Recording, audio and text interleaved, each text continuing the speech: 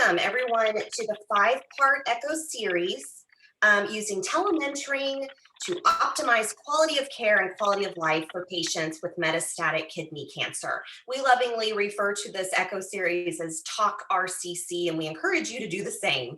I'm going to stop my screen here for just a minute, sharing my screen for just a minute. My name is Katie Knight. I am a member of the research staff at the University of Kansas Cancer Center within the Medical Oncology Division. My work is centered around cancer survivorship, control, and prevention, and I've been very fortunate to work on this project with Dr. Elizabeth Wolf-Birchfield and Dr. Jennifer Klemp. And speaking of Dr. Wolf-Birchfield, for those of you who've not met her, she's an assistant professor and medical oncologist with the University of Kansas Medical Center. Her specialties include genitourinary oncology and hospice and palliative medicine. Dr. Klemp, who will be, I think, touching base for just a few minutes here early on the ECHO. She's got a number of things going on today, but she's also a professor with the University of Kansas Medical Center, and her clinical interests are all things cancer survivorship, cancer risk, and genetics. Her interests are also, her research interests are also surrounding those same topics, but they also include improving access to point of service care through telementoring, which is a lot of what we're doing here today. It's really great to be here with you today. Libby, would you like to say hello and introduce our guest speaker for today? Yes, absolutely. So we are so lucky to have with us today my wonderful colleague, Dr. Hamilton, who is an oncopsychologist here at KU and is one of our institution's experts in need assessment and distress screening, about which she will educate us today. So we're so pleased to have her with us.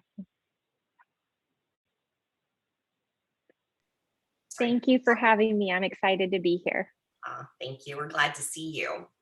All right, so we're going to move through. I'm going to continue to share my screen, and we're going to move through some slides here. All right, here's just a quick review of today's agenda. I know that Tracy diligently sends these out to you via email as well, but if you haven't already signed in, go ahead and do that in the chat box.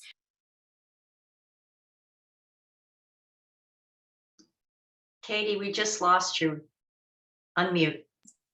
Thank you. Sorry about that. I don't know what happened. I apologize. Here's a quick review of our agenda.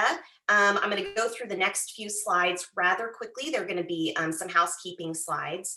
As you know, our goal is to always start and end on time. I will move through these slides a little quickly, but I want you to remember that all of these slides and the recording of today's session will be available on the Masonic Cancer Alliance's website under their telementoring page. Also, on some of the slides, you'll see a little red toolbox, and that is an indicator that there's a resource on that slide that will also be made available to you on the NCA website. Okay, so I'm going to pause my screen here for just a minute so that we can meet those of you who are in the room. I will just haphazardly call on you. So just let me know your name, maybe what organization you're affiliated with, and your role that you play in oncology. And if there's any other little tidbit you feel like you need to throw in there, go right ahead. Tracy, let's start with you. Hi, everyone. I'm Tracy McCarty. I'm with the Masonic Cancer Alliance. We are the outreach network for the University of Kansas Cancer Center. And welcome to everyone who's joined us today. I look forward to working with you. Thanks, Tracy. Allison? Hi, everybody. I'm Allison Hyatt. I'm a nurse practitioner at Tammy Walker Cancer Center in Salina, Kansas, and just work in the clinic setting, and we're working on getting a survivorship program started here. So happy to join in today. That's awesome. We're happy you're here. All right, we've met Jessica, our guest speaker for today, and there's Dr. Klemp. Hey, Jen, you want to say hi to everybody? Hi, yes, thank you guys so much for joining. I'm lucky to be part of this great research team with Dr. Wolf-Birchfield and Katie, and I'm actually concurrently in a survivorship conference, so I will be popping in and out, but glad to be here today. Thank you for joining. Thanks, Jen. All right, Amy? Amy, are you there? Amy, if you want to introduce, you can unmute. There you go. Hi, I'm Amy Beebe, and I'm a nurse practitioner at Via Christi Radiation Oncology in Pittsburgh, Kansas. Awesome. Thank you for joining us today. Hi, Trish. You want to introduce yourself? Hi, Trish Long, Masonic Cancer Alliance, and I'm the Navigation Services Director. We're glad you're here. Thanks. And Mary Ellen. Mary Ellen is an integral part of this project as well. Hi, I'm really glad to be here. I'm Mary Ellen Potts. I'm faculty with the School of Nursing at KUMC, and I do research in cancer care and hope to move into survivorship. So thank you. Looking forward to learn a lot. We'll just drag you along with us. How about that? All right, Andrew. Yeah, I'm Andrew Eilif. I'm a medical oncologist in Columbia, Missouri. Okay, great. Glad you're here. Yep. Tim Metcalf. I'm the manager of the cancer registry at the University of Kansas. Thanks for joining today, Tim. Appreciate it. Thank you. Hi, Annie. Would you like to introduce yourself? Oops. Hello, I'm Annie Rogers, and I'm an outpatient palliative care nurse at the Westwood Cancer Center. Oh, wonderful. It's nice to meet you. All right. Miss Kathy Huey. Miss Kathy Huey Antwine, that is. You want to introduce yourself?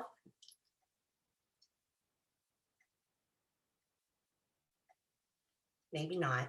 She's probably got her busyness going on there. All right. Who is R. Newton?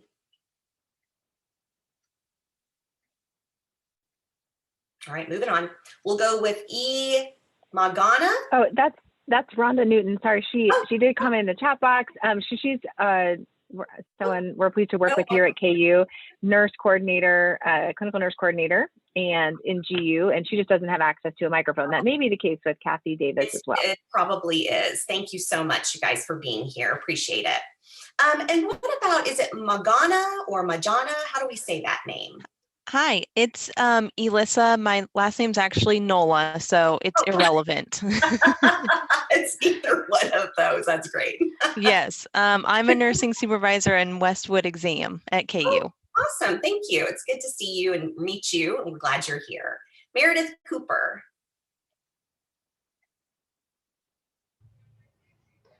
Oh, hi. Sorry. It clicked on my other my other video. Yep, I'm Meredith Cooper. I am work on our quality team at the KU Cancer Center. Okay, wonderful. Good. We're glad you're here, Meredith. And then finally, Catherine Davis. I'm guessing she doesn't have a mic either. Okay, that's fine. That's fine. She and Rhonda, I think, are probably working from the same location, so that's why I'm guessing that. Understood. No worries. We still have people joining us. So for those of you who didn't get a chance to introduce yourself, we're so glad that you're here. And we know that more people will be joining as we get started. Okay, let me go back to our slides here. It is really nice to meet all of you, and we're so glad you took time out of your day today to join us. Okay, so I am going to go through a few housekeeping slides. This first one is our conflict of interest disclosure for your review. The next couple of slides are going to review and give you all the information you need for continuing education credits. And for those of you who are not seeking CEs, we do also offer certificates of attendance. The activity code that you're going to need in order to get those CEs is O2HIS. And the deadline to enter that code is Thursday, April 22nd by 5 p.m. You can do this one of 3 ways. I don't know if you can actually do all 3 ways, but I don't know if anybody's tried that. But you can do it at least one of 3 ways, including entering the activity code through that number, through eads.com, or just downloading the app. Because of course there's an app for that. This project is funded by a Pfizer independent grant for learning and change. And of course, this project would not be possible without the additional support from the University of Kansas Cancer Center and the Masonic Cancer Alliance. Just a reminder, we do record these sessions, and by participating, you are consenting to be recorded. Probably not necessary because I'm pretty sure we're all experts at Zoom at this point. However, to enhance your experience, here are a few tips. Make sure you keep yourself muted when you're not speaking. Testing your audio coming in is always quite helpful. Please speak clearly when you do participate. Use the chat box if you don't feel like talking. We have people monitoring that. Tracy's monitoring that chat box for us so we don't miss your questions. And then of course, if you have a camera and if you would like to show us your beautiful face, we would love to see it. So we love to have those cameras on. All right, so during echo sessions, we often have poll questions to enhance our learning experience. The prompts for these poll questions will just pop up on your screen. You'll give us your answer. And my favorite part is that we get to see real-time results. When do we get to do that, right? So today's learning objective is here, and we really hope that you walk away with an additional understanding of how to identify the physical and psychosocial aspects or effects, sorry, of cancer and its treatment. And finally, we aim to protect patient privacy. So when we have these discussions, please refrain from using any patient identifiers or personal information. Okay, that wraps it up for me for now in our housekeeping slides, and I'm going to pass the torch on to Dr. Wolf Birchfield for the next part of our presentation. Thank you for that intro. And again, I second Katie's warm welcome. So pleased that you could spend this Friday afternoon with us. And, you know, while the TOQQ RCC series was developed and funded as part of something that is focused about kidney cancer, so much, I mean, almost everything that we will talk about will have relevance to most other malignancies today. You know, we all know that, oh my goodness, the, you know, psychosocial impacts, distress, financial effects, symptoms, and, you know, risks of treatment, and on and on and on, have so much in common with other malignancies. And so I don't want you to feel like this is only applicable for renal cell carcinoma. It certainly is not. And so thanks for, again, thanks for joining. So we can go to the next slide.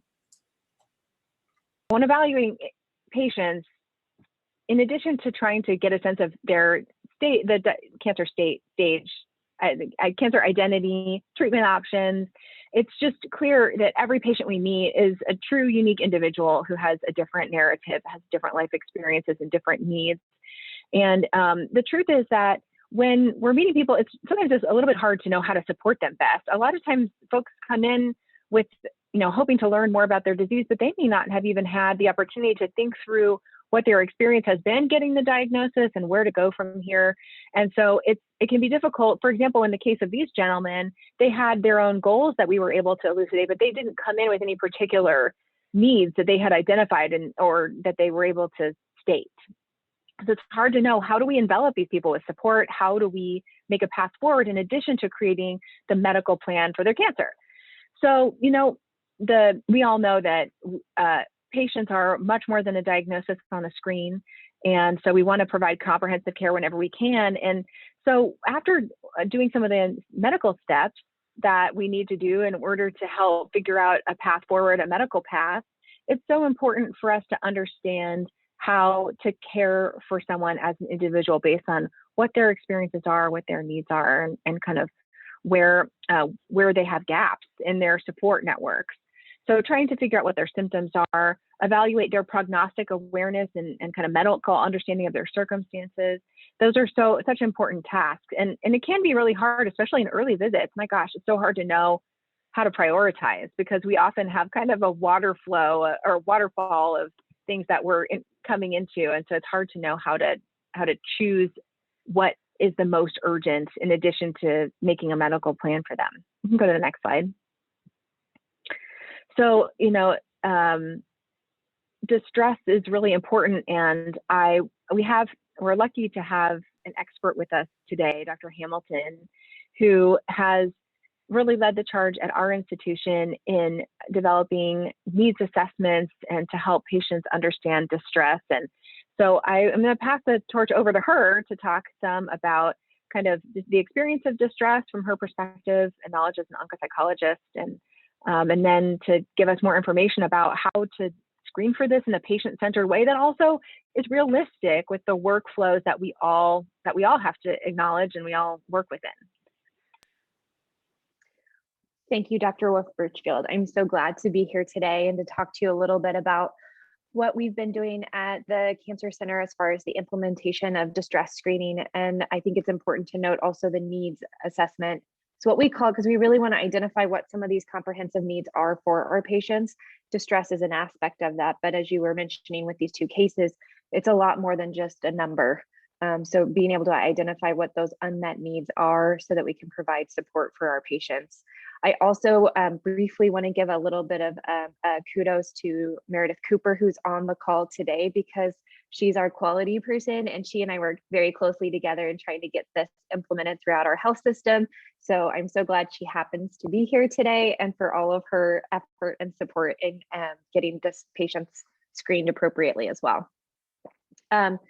So as far as distress and cancer care goes, we know that on average 20 to 40% roughly of cancer patients are going to experience what we refer to as clinically significant levels of distress. And on an analog scale of 0 to 10, what is considered clinically significant is actually just a 4 or higher, which is really low. And I think it's something that we all need to kind of like conceptualize in our brain, as if somebody circles a 4 on a 0 to 10 scale, that's meaningful. That's where intervention actually needs to be occurring. And so keeping that and bearing that in mind, that 4 or higher is actually what means that it's clinically significant and interventions are appropriate. Where they're appropriate, I think, is the workflow and the question of what Dr. Wolf Birchfield was kind of referring to is like, again, that's just a number, but what's causing this distress? Where is it coming from? How can we help this patient in managing those symptoms? And that's where these other pieces pop into play. So distress is actually defined by the Commission on Cancer as unpleasant emotional experience of psychological, social, and or spiritual nature that may interfere with the ability to cope effectively. And I think it's lovely that the COC has defined it really comprehensively, of acknowledging that it's not just the biological aspect or the physical aspect. It also can be the psychological, the social, the spiritual aspect of a patient's life that's really important to kind of evaluate and figure out where we can support them again. Some of this distress can be pretty specific to cancers. I will tell you that bone marrow transplant patients typically have on the higher end of clinically significant distress. I know this is about renal cell carcinoma, but just as an important side note, those individuals going through renal cell carcinoma and then actually head and neck cancers are the two highest groups of clinically meaningful levels of distress. Renal cell carcinoma patients, though, obviously do experience distress as well, and they fall in that 20 to 40% range. If we want to go to the next slide, we can. Thanks. So distress is actually assessed now as part of a mandate for the COC and accreditation. So the American College of Surgeons started January 1st of 2015, that we have to or required to for accreditation to screen for distress at a minimum of one time point, pivotal time point in a patient's care. This has been kind of tricky for us because we need to make sure that we are hitting everybody that is coming through our cancer center, and not everybody's going to get chemotherapy. Not everybody's going to have surgery. Not everybody's going to have radiation or immunotherapy. And so we've been working really hard to try to figure out when and where we should be assessing distress. How we should be doing it or implementing it is also something that becomes important. So for example, communicating verbally with a patient, they're going to be less likely to report their true distress. They're going to minimize their distress. So we want to make sure that if we can do this with pen and paper, that we're evaluating distress with pen and paper. The other thing that I think kind of comes into play with workflow issues is that this sometimes feels like another task because it's a mandate. And so it's just another checkbox that we have to do as providers or clinicians or nurses or support staff. And, you know, I myself every once in a while found that I'm like, everybody's just scoring 0. Why are we doing this? Well, if we have the conversation with the patient afterwards, that's meaningful to them, and it can help with patient satisfaction and patient experiences. But more importantly, it can actually reduce the amount of time that we spend in the room with patients because it gives us direction. It tells us what conversations we want to have with our patients and where they should be occurring. And so we don't go in blind as providers. We can say, oh, you're having trouble with practical concerns. You need help with rides. Let me get you a social worker here so that we can help with transportation needs. So even though it's a survey, making sure that we look at that survey, it can actually reduce our time with patients and provide us with direction, as well as allow the patient to feel supported and meet those needs. So while it is an accreditation factor, it is something that we can use to help identify patients' needs. And we identify patients' levels of distress. That's that grayed out column on the far left. In the middle section, we have what we refer to as our unmet needs. And that's that part that can help guide the conversation with patients. We look at practical concerns, emotional concerns, nutritional concerns. We also have spiritual concerns and physical concerns. And that goes along with what that comprehensive definition was. I will say that we have recently started to try to look at, instead of spiritual concerns, we've looked more at some of the substance abuse concerns, because that's another really important component of cancer care and providing unmet needs. Is so we actually started to use some substance abuse questions in this section as well. Our third step, which I find extremely unique when we look at other cancer centers, is the ability for a patient to self-select supportive services. So they can have the option to see a social worker, a psychologist, a dietitian, chaplain, wellness provider. We are lucky to have a rehab oncologist as well as palliative care services, and patients can ask to see those services as well, which makes me very happy, because we really want the patients to be aware that they have the option and opportunity to get all of these different comprehensive services, because we're a really great cancer center. So we're going to take a quick poll here. So which of the following needs seem the most frequent or most urgent among new patients in your practice or your community?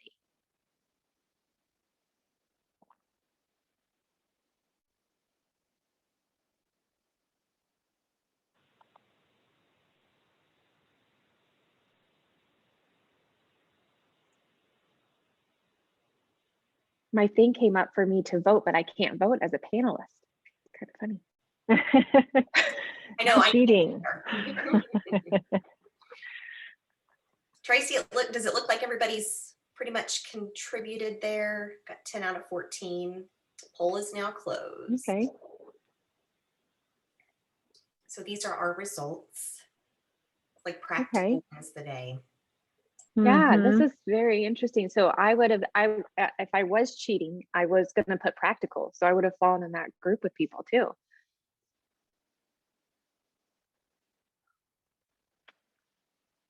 Oh, can I? And it looks like there is a question, Dr. Hamilton, from Dr. Potts, saying, does the person giving the survey to the patients explain what the support person does, meaning a social worker versus a psychiatrist versus a psychologist, et cetera?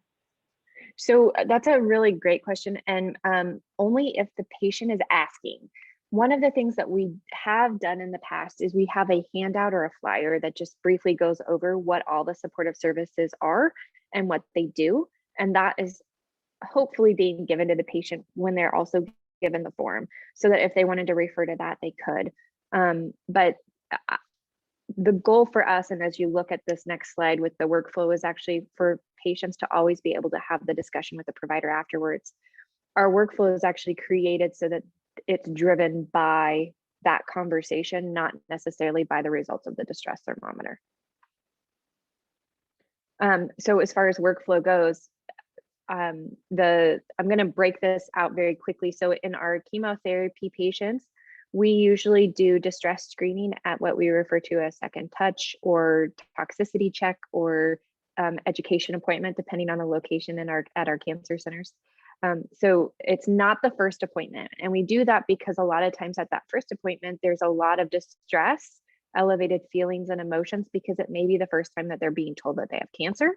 It also could just be the first time that they have so many unknowns and so many questions that when they go into that appointment, their anxiety is really high. And we wanted to try to get a better objective measure of what patients' distress levels are, so that we're treating people who actually are in need of different services. At BMT times, it's completed at the initial consult. At radiation, it's done the first and third weeks of the month. And then at surgery surgery is post-op, and inpatient is supposed to be within 48 hours of admittance. So that's kind of where we're doing our distress screening right now. At our cancer center, anybody who scores a 6 or higher on the needs assessment on that first step, that would be an appropriate time to refer to a supportive service of some kind or the physician to address whatever those physical needs might be. On step 2, anytime there is 2 or more needs that are endorsed, that's definitely a time to put a referral in. However, if you have a patient that endorses one practical concern related to transportation or needing a DPOA or whatever, that does not prohibit you from referring to social work. That's one of the questions I sometimes get. No, that absolutely does not mean you can, if there's just one that's identified, you absolutely can always refer. It does not have to be 2 or more. And then on step 3, obviously if somebody requests a service, we want to make sure that we offer them that service. If somebody's having significant emotional distress, but they do not want to see a psychologist, it is not beneficial for them to be referred to psychology. And I point that one out specifically because, yes, patients are going to endorse emotional concerns. This is where that conversation becomes important with the team and the provider, with the patient, because we want to make sure that just because they are experiencing emotional distress, we need to identify what they want to help manage it. And that does not always mean a supportive service. That may just be, I just want to have a conversation with my provider. And that may be it. But figuring out what it is that they're wanting and allowing them the opportunity to have those resources is really what's important. And so that is kind of how that workflow goes. Does anybody have any questions? I think something popped up, but I haven't read the chat. I think this makes me think sometimes of kind of advanced care planning in the way that, you know, having the form is good, but prompting the conversation is really where the gold is. You know, giving patients a forum, a safe forum to identify some needs. And I think sometimes it even just crystallizes it for them, so that then we can explore that and get them services if they're needed and wanted. But that's kind of how I think of it, is, you know, not trying to bypass the clinical relationship. We're trying to enhance it. Yes, exactly. And again, what research has shown is that it will really actually end up in the long term reducing the amount of time. So sometimes people think, oh, well, this is going to extend my visit. It doesn't extend the visit. It actually can help expedite the visit, which I think is an important thing to reinforce with teams as well. As far as our unmet needs go, when you look at the data that we have, this is kind of a breakdown of how many patients are endorsing specific types of unmet needs. So for example, practical concerns, which we would generally refer to social workers to help, you can see that 12.9% of people identified that they had at least one unmet need. 32 or 4.4% had 2, and 3 of them had 2.4% had 3 or more unmet needs, for a total of 19.7% of our patients identifying practical concerns or unmet needs. Emotional concerns is roughly around 30%. Dietary needs was 46.2%. So this is an area where we know that actually we see most of our patients seeing nutritionists because of the unmet needs that are going on there. And it can be quite complicated. And getting resources for food is not always easy. I don't know if you guys have had that experience, but a lot of times our dietitians and our social workers will have to collaborate to get food services available to our patients. Physical concerns was just barely higher than dietary concerns at 47.5%. And then spiritual concerns is actually at the highest, 48.4%. However, those unmet needs, actually it's inverse questions. So these are things that they find important, but they don't necessarily need. So I think it's important to kind of identify that it's kind of like a false positive. As far as referrals go, this is where things are kind of interesting in my opinion. But so we have psychology services. 31.8% of our patients were referred to psychology or actually saw psychologists. That is an almost exact match of the number of patients who were having emotional unmet needs, which is great. That's actually what we want to see. For practical concerns, we have 50.4 and only 19.7 or 20% roughly of our patients were identifying practical concerns. So there's a real higher number of patients being able to see social work. even if they're not identifying possible needs that they may need. Financial counselors, 72.3% of our patients saw financial counselors. This is another one of those mandates that patients before they start chemotherapy are going to need to meet with a financial counselor. So I think that that's why you have that elevated number. And then for dietitians, 39.4%, which is about 7 or 8% lower than what was reported as far as unmet needs goes. And I also think that this is, if you think about where we're doing our needs assessment, we aren't looking at them long-term. We're not reassessing patients' dietary needs. And I think that that's a gap and an area that we could improve upon, because I think a lot of times patients need dietitians up front, but then as they move into survivorship, it becomes a whole nother ballgame. Absolutely. They really do change quite a lot. The nutritional needs, yeah.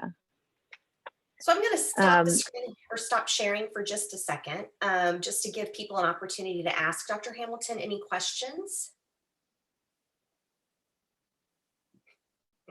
Not all at once. I know Mary Ellen put a question in the chat box, and it was a good question. I know that Libby responded to it, but I just wanted to say and ask, give Dr. Hamilton the opportunity to chime in.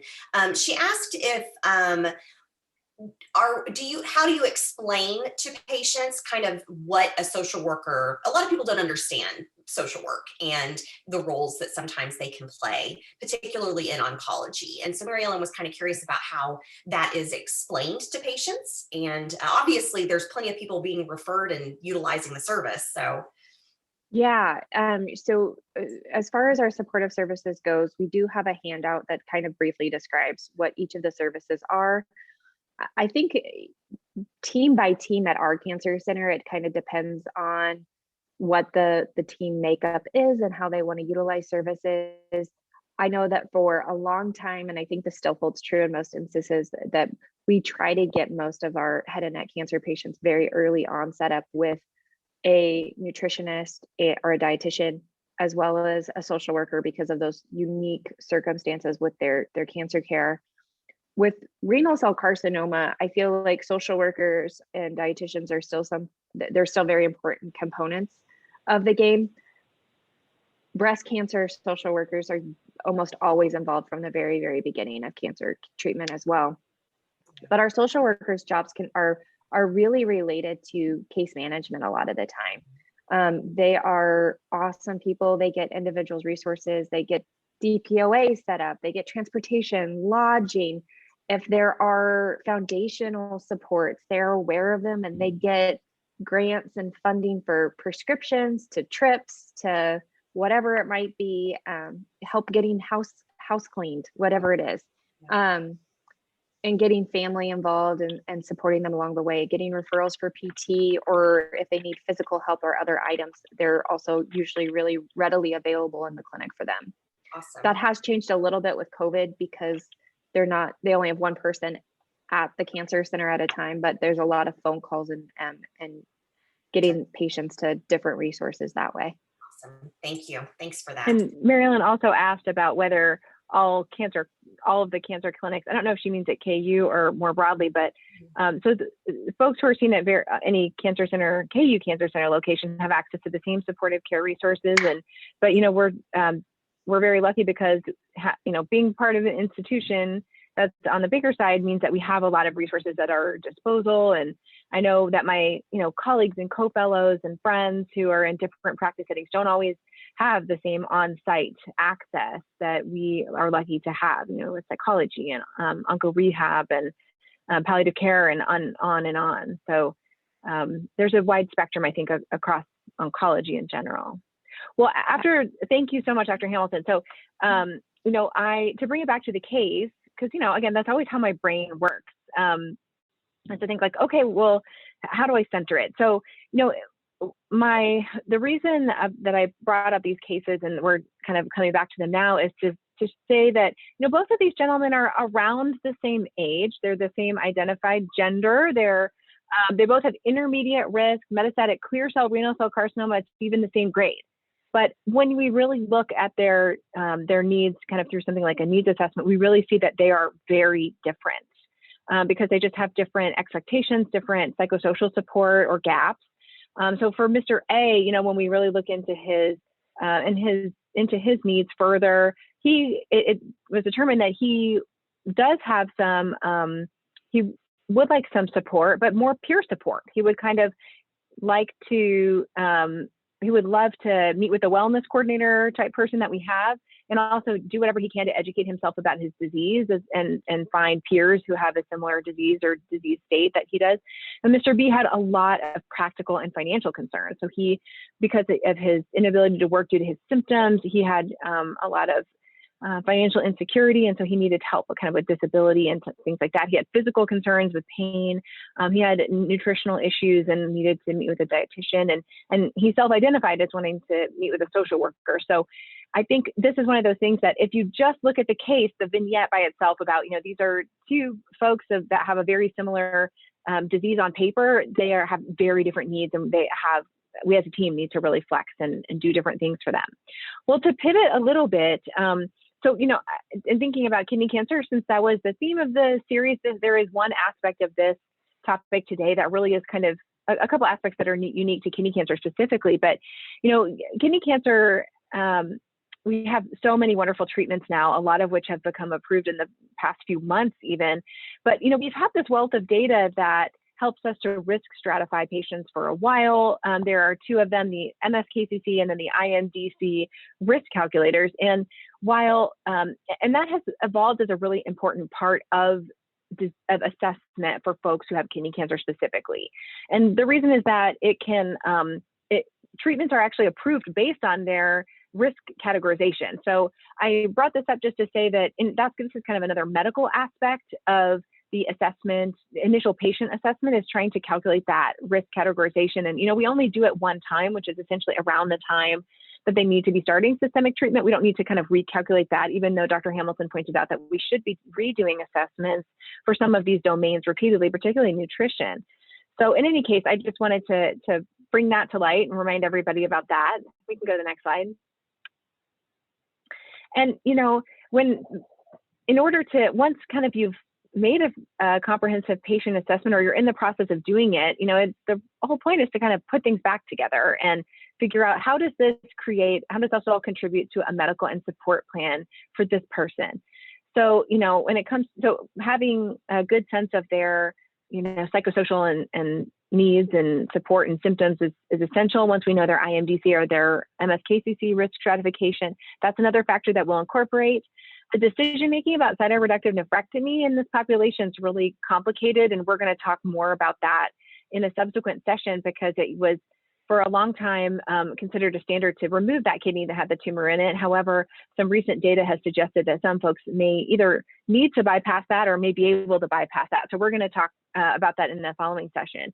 And then I think another factor to consider is, you know, is this person, could we offer in good conscience metastasis-directed therapy to this person versus needing systemic therapy? You know, if folks really have truly oligometastatic disease that's either synchronous or metachronous, low volume of metastases, particularly if they are lung metastases, because those seem to have the, you know, kind of best or the least bad, I guess you could say, prognostic implications. But, you know, that's another factor that I always try to run through for myself, is trying to figure out, you know, does this person, should we be removing this person's kidney? Should we be thinking about focusing on surgical or radiation-based management rather than systemic therapy for now? So one pearl is I would try and avoid metastasis-directed therapy as a primary treatment approach for folks who have liver or bone metastases, because it seems that those are worse prognostic signs.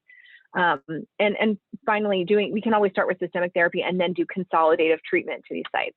But, you know, this table I've made to reflect kind of the current first-line treatment landscape for kidney cancer, which is, I mean, this has been revolutionized over the past 2.5 years. What a blessing, and also a challenge for all of us who are making treatment decisions. And so I put this up here on the screen just to show that even though we're all taught that we shouldn't try to determine what treatment is best by comparing different individual trials, instead, we would ideally want a trial that compares all the different interventions. We don't really have a choice. We have to do that now. And there are a lot of different factors. As some things I'll point out to you are that some of these treatments have a higher overall response rate than others. So for example, on the far right, the lenvatinib and pembrolizumab combination that was just presented, 6 weeks ago or so, or maybe 2 months ago, has the highest overall response rate that we know. And that's really important. But also the one contrast I would make to that is just to see that the hazard ratio for death here is very similar between these. And so more is the idea that more is more doesn't necessarily hold true. I think we don't know. But, and I wanted to bring this up especially because while I don't think everybody needs the treatment with the highest overall response rate, depending on their medical circumstances and their goals, I honestly think it's not always the answer for some folks, for a lot of folks. But if they're highly symptomatic, then I really do think that's when overall response rate is really key. Really, really key, because their symptoms are going to be due to their cancer. So the faster we can get their cancer controlled and the deeper control we can get them, the better their symptoms will be and their quality of life will be. So that's one reason to put it up there. Thanks, Katie. You can go on. So I love this phrase, an embarrassment of riches, because I think it's just such I'm humbled to work in a field where we have multiple treatment options that are all so good. And I wish every patient's disease had that. But what I would say is some questions I think that remain now about choosing a treatment for folks is, how much should we factor in the overall response rate or the complete response rate? Does that matter? I'm not sure. I don't think any of us are sure that it does, because since it looks like the overall survival appears similar, then the question is, does pushing them harder really, is that meaningful overall? And on an individual level, is it meaningful for a given patient? We also can't compare the toxicity across all of the trials. And for example, the lenvatinib and pembrolizumab trial was recently presented, but they didn't present quality of life data. So we really don't understand that patient experience well, and it's hard. That's an important factor in making decisions. And so I think there are a lot of questions about whether more toxic treatment is really worth it. And so I think we'll hear more to come on that, but also I think it's very appropriate to personalize your treatment offerings to patients based on their circumstances.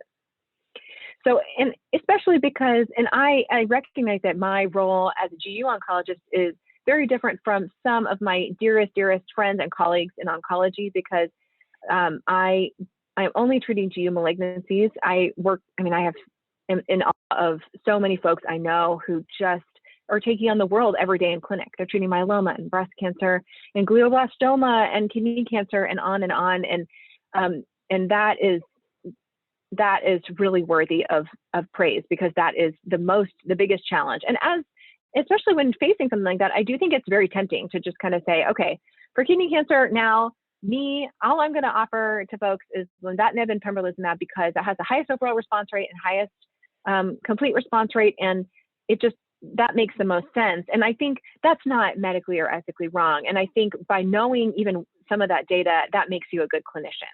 And so that's wonderful. And I also think, though, it's ideal if possible to kind of factor in, knowing that we have the latitude to use patients' frailty and goals and medical comorbidities and social support to choose a little bit more of a personalized treatment for them. That's not, kind of cherry picking. That's not negative. That's patient-centered care. And so while not all of us have to be masters of every regimen, that is far from necessary, since we have to have a wealth of treatment options.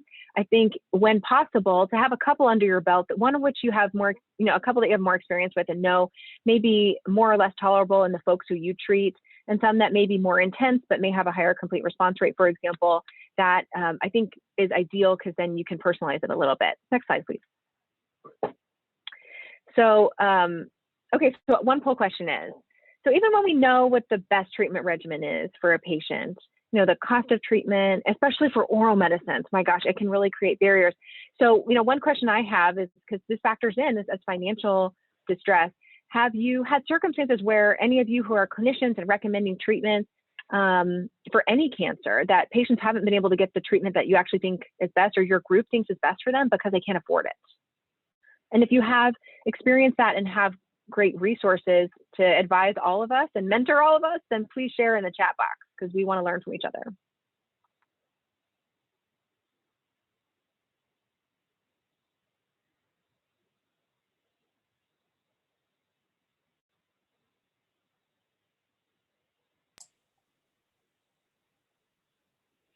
I think it's fair to say the majority here already is agreeing with. Yes. Isn't that hard? That's so heart-wrenching to see. That's just devastating to all of us who really, I think, are all just do-gooders. We want to help people live their best. So it's heartbreaking to see. You know, I know that we here at KU have some folks who are able to work in our specialty pharmacy who can help match patients with copay assistance programs and things like that. But if anyone has other experiences or any tools that, you know, with community support groups or other resources, then please, you know, if those pop up, share them in the chat box so we can all take advantage of that. So, you know, when kind of pulling it back to the case of these gentlemen, you know, and thinking about them, they both, as I said, have this IMDC intermediate risk disease. One of the gentlemen has very few symptoms, and one is very symptomatic, is not able to work because of it. Mr. A is really motivated by, you know, he's sort of one of the folks who would say, well, I mean, I don't want to die, I want to treat my cancer, but if I can choose something that's the least burdensome for my symptoms, especially specific activities he wants to do, then all the better. Versus Mr. B, who is very motivated by longevity and has, at least for metastatic kidney cancer, kind of aggressive longevity goals. And so he's willing to prioritize that. So I think that those things we would also factor in. And next slide, please. And so, you know, when I am thinking through these two gentlemen, you know, Mr. A isn't the person who has to get a response or he's going to lose his window to treatment. And also palmar plantar erythrodysesthesia or hand-foot syndrome would be a really problematic symptom for him because friction really increases the risk of that. And so putting him on a TKI with a really high chance of that, like lenvatinib or cabozantinib, right off the bat is kind of in opposition with some of his goals.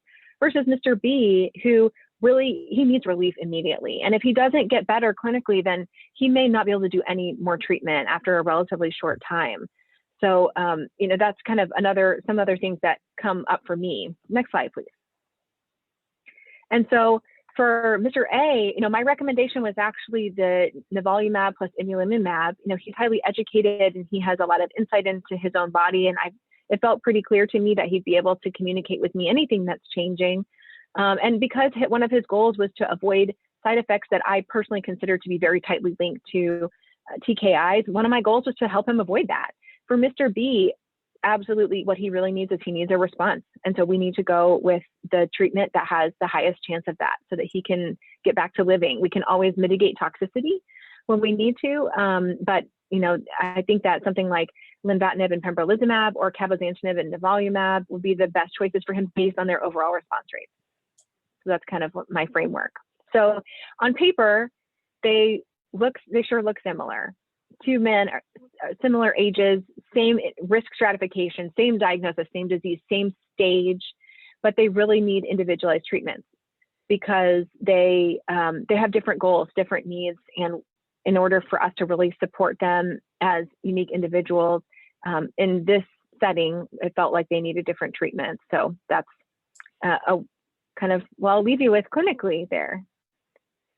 Any other thoughts or experiences, struggles that anybody has in, you know, helping patients get acquainted with their practice, helping folks, you know, with initial assessments or financial toxicity or anything that comes up?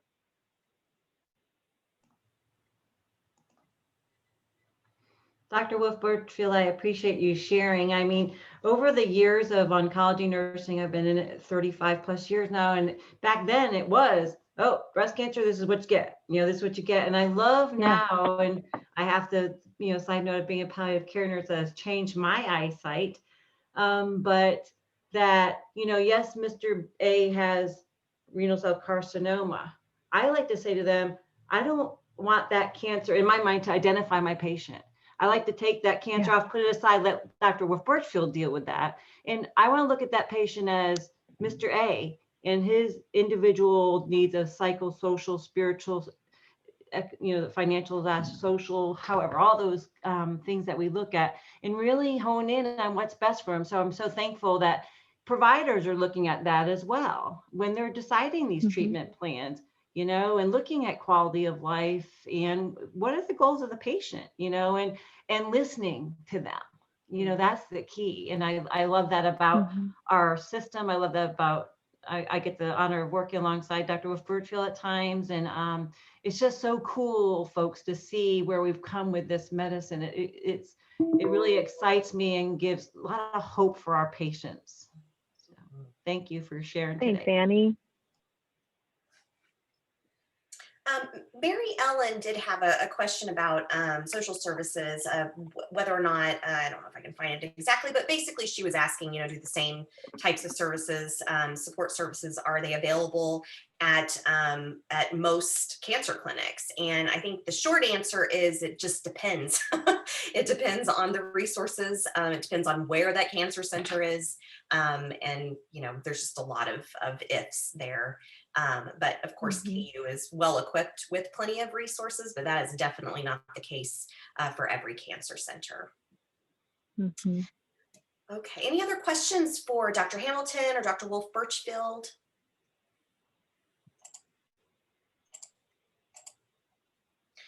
All right, well, let's wrap this up. I do have one more thing to talk with you about. First of all, thank you, Dr. Wolf Birchfield, and thank you, Jessica, Dr. Hamilton. Appreciate you guys for taking time out of today to give us such great information. And we're looking forward to all the future sessions as well. One thing before we go though, we know oral oncolytics offer a host of benefits for patients and providers, but cancer programs really need to be well equipped to properly specifically manage and monitor those patients who are self-administering their treatments at home. So we would like to challenge you and your practice teams to conduct this simple workflow analysis. Doesn't have to be anything fancy. It could even just be you sitting, for 5 minutes at your lunch hour, just kind of going through in your mind this process. Should you take the time to complete it, we do think it would be beneficial to you. You will also, if you could also send it to me, the completed worksheet, then A, you would get extra brownie points because those are amazing. And then B, also you would really greatly enhance this Project Echo with the data that we can collect. So we are going to encourage you to do that. A little bit of homework for you, but we're not going to call it homework. Please join us for the next session, which will be Friday, May 14th at noon. We will have guest speaker, Dr. Eugene Lee, and the discussion will be centered around shared decision-making for medical and surgical renal cell cancer treatment. So we certainly hope you join us for that. And then finally, don't forget about those CEs. Your identification code is 02HIS. Again, due Thursday, April 22nd at 5. And most importantly, remember all of this information is available to you or will be made available to you on the Masonic Cancer Alliance website under that telementoring page. So we have a couple of minutes left. If there's any other comments, questions, then you guys are welcome to chime in. I'm going to go with that's a big no. Maybe next time we'll have more to discuss and more questions, but we know you guys have lots of options to spend your lunch hour, and we appreciate you spending it with us. So everyone have a great Thank you all so much. Yeah, thank you. Yeah, and join us for shared decision making. Always a juicy topic. Absolutely. Yeah. Thank you, everyone. Have a good Friday. Thanks, everybody.